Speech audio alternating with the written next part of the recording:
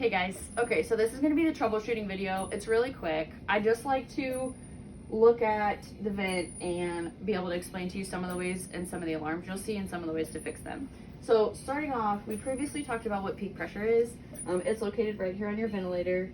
A lot of times when you get those high level alarms, the 4-beat alarms, it's usually associated with the peak pressure, not always.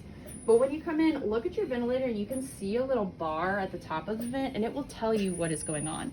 So if you see your peak pressures over here a little bit elevated, then you kind of know something is increasing the resistance of the breath being delivered to the patient. So by doing so, you really just need to I like to start at my patient, but for HIPAA purposes, we're gonna leave her out of it. I like to start at the patient and trace my tubing backwards to the ventilator, but check your vent tubing, make sure it's not kinked off. Your ET tube is not kinked off. That can include a patient biting the ET tube. There's no secretions down in the tube, so you can suction the patient along those lines as well. And from there, if everything is intact, you can continue to troubleshoot further.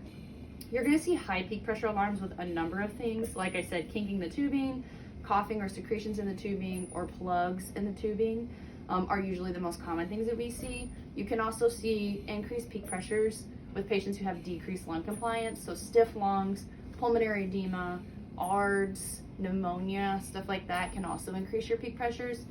So it is kind of a handy tool to have to be able to assess these peak pressures and see how easily your patient is receiving ventilation. Another thing that I like to talk about is some of these buttons down here. So this button here is going to be your silence button. Please, for the love of God, don't hit your silence button just because your vent's alarming. Figure out why it is alarming. This is the only other button really we should be touching from the nursing standpoint. This is your 100% FiO2 button. So I like to hyperoxygenate my patients prior to suctioning, prior to turning, prior to bathing, things that might increase their oxygen demand or decrease their oxygen saturation. And then lastly, going back to peak pressures, if you have a low peak pressure alarm when you come in, it's likely because your ventilator is disconnected, and it would say at the top bar that's in red, circuit disconnect. I hope that this video was helpful just for helping troubleshoot. If you guys have any questions, always refer to the binder. Thanks.